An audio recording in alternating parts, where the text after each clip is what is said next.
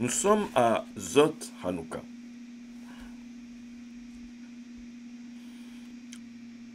Qu'est-ce que ça cache? Qu'est-ce qu'on est censé comprendre?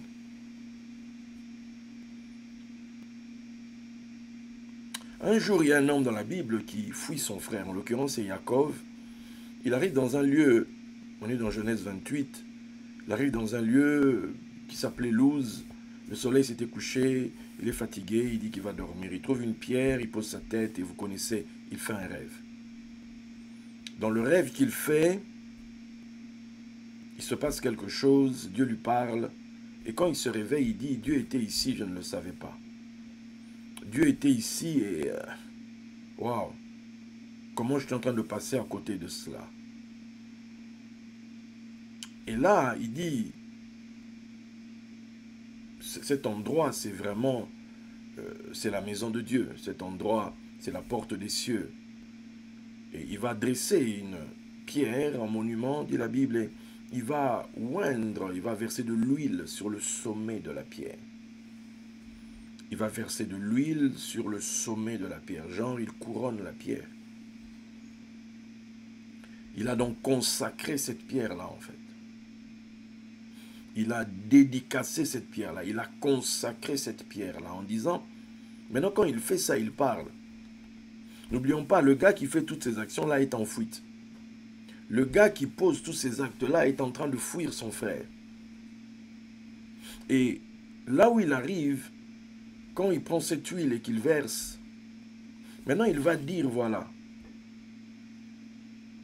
il répond à ce Dieu qui est venu à lui dans son rêve.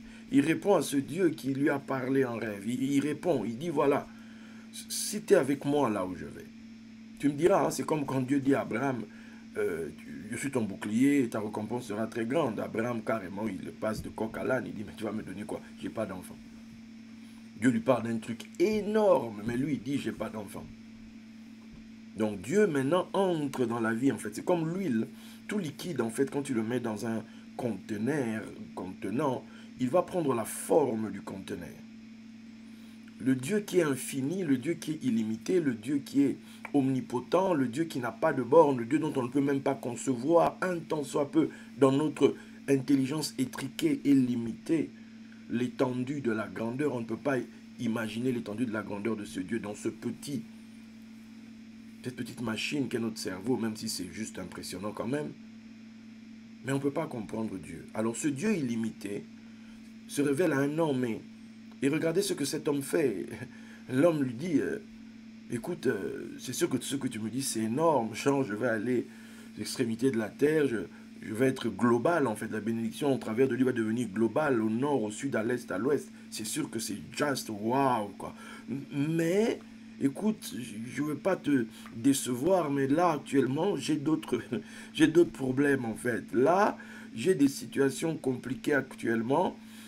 Voilà, si tu es avec moi là où je vais, si de sorte que là où je vais,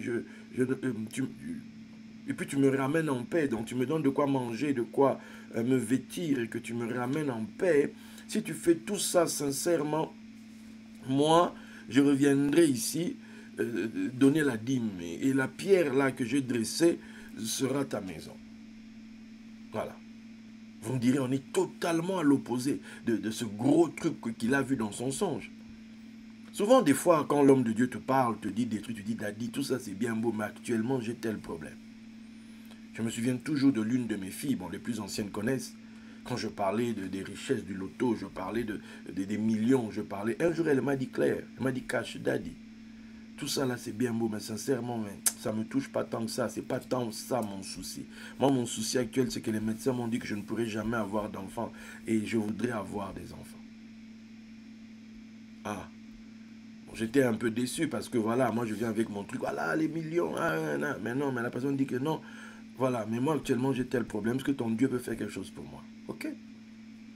Qu'est-ce que tu veux qu'on fasse? On va d'abord gérer ça.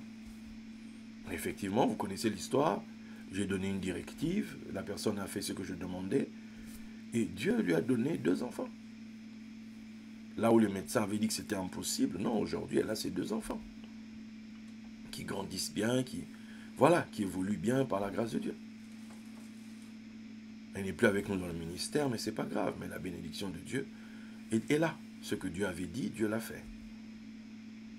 Donc, on a donc ici ce cas de figure de Jacob.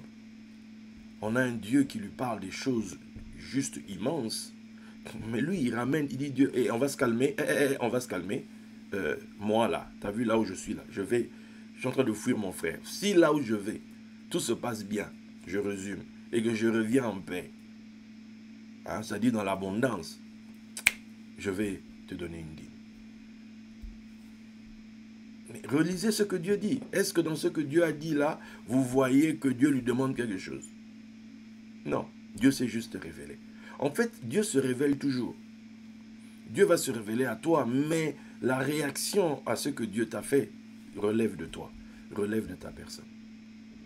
C'est toi, en fait, qui, à un moment donné, il doit y avoir, comme je l'ai dit une fois, un déclic au fond de toi-même. Il doit y avoir un déclencheur, il doit y avoir le truc inaugural.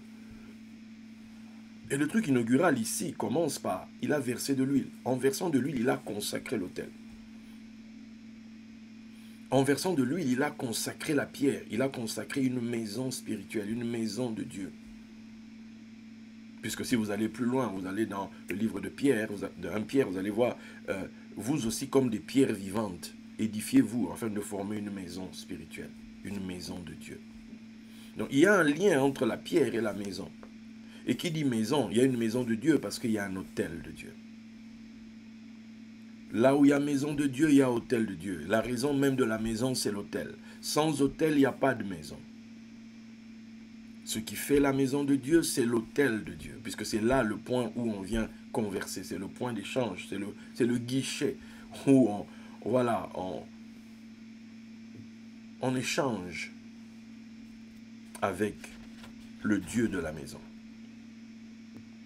Et lui, donc, il va sortir son... Voilà, il a un problème, il a une situation. Moi, c'est ça ma situation. C'est ça ma situation.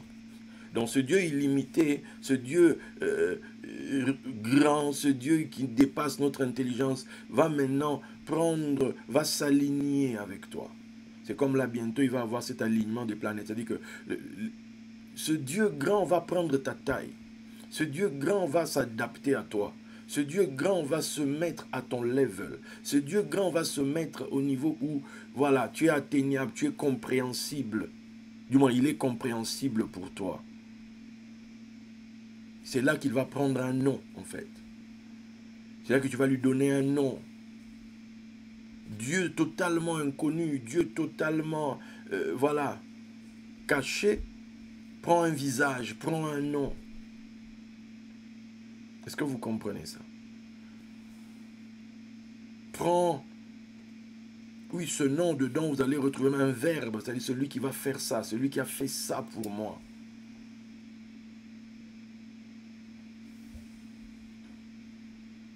Donc il y a cette théophanie, Dieu qui se révèle, mais après la théophanie, il y a le moment où l'homme parle.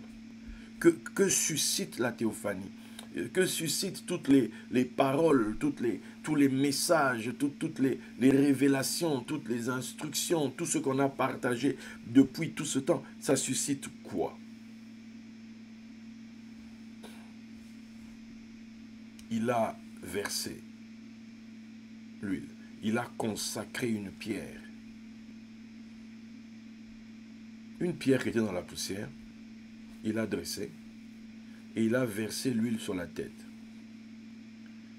Qui dit huile shemen, comme je l'ai dit pendant les autres jours de Hanouka, dans la sagesse d'Israël, on va nous emmener jusqu'à dire que, en fait, dans shemen, on retrouve la couronne, on retrouve l'intelligence, on retrouve la sagesse. Donc il a déversé donc dans ce lieu, sur cette pierre, l'intelligence, la couronne et la sagesse. Et puis il est parti. 20 ans plus tard. 20 ans plus tard, something happened. 20 ans plus tard, dans une nuit, il voit quelqu'un lui apparaître. Il appelle, il dit l'ange, le malak. Et ce malak, il va l'appeler El.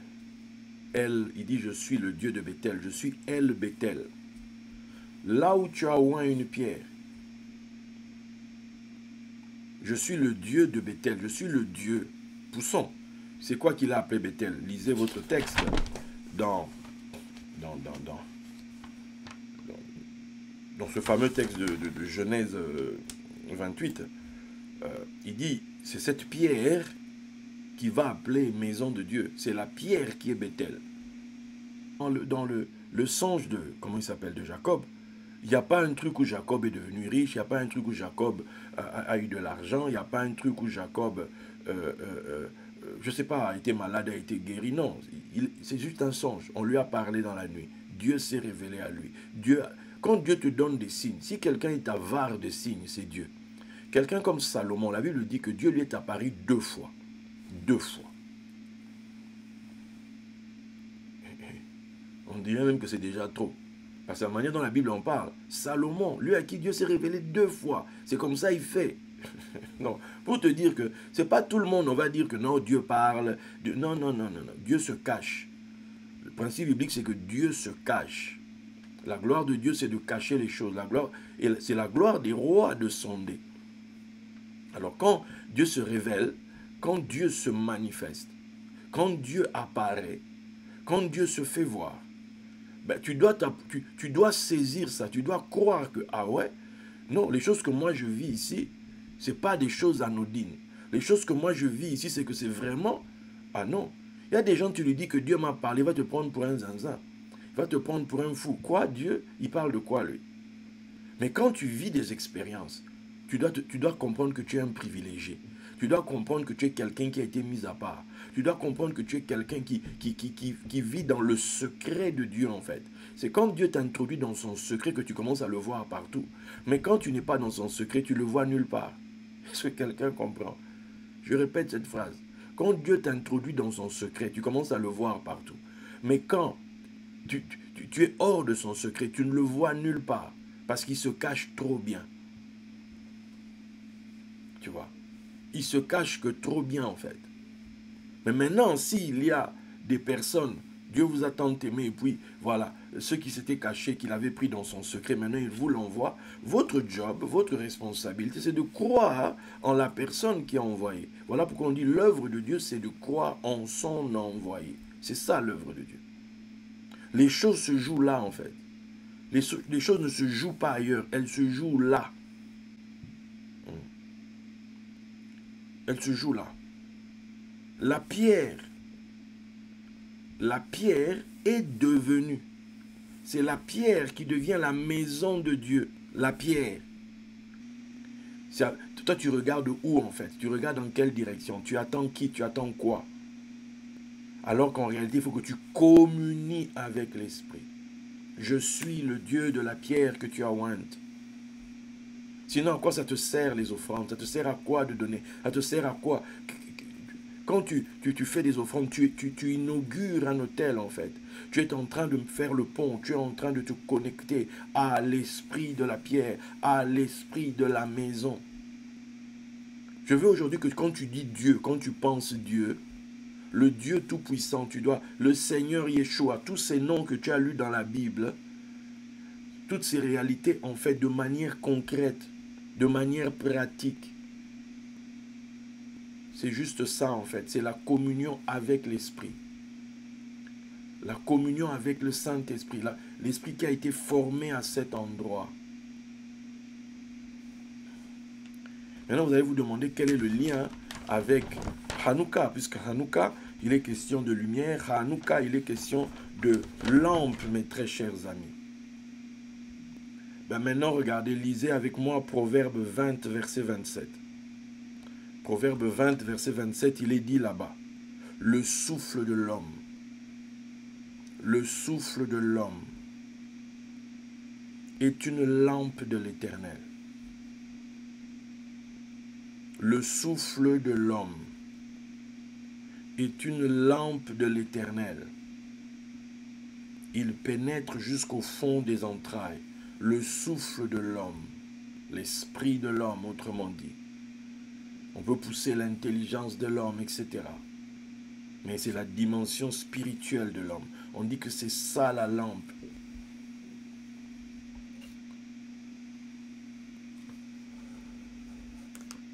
Voilà le souffle de l'homme. La lampe. On dit c'est une lampe de l'Éternel. La question est de savoir qui est-ce que toi tu reconnais. Qui est la lampe?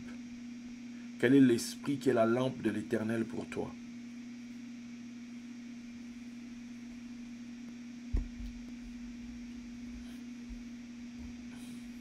Tu dois connaître en fait. Maintenant la lampe, on la forge. La lampe, on la prépare.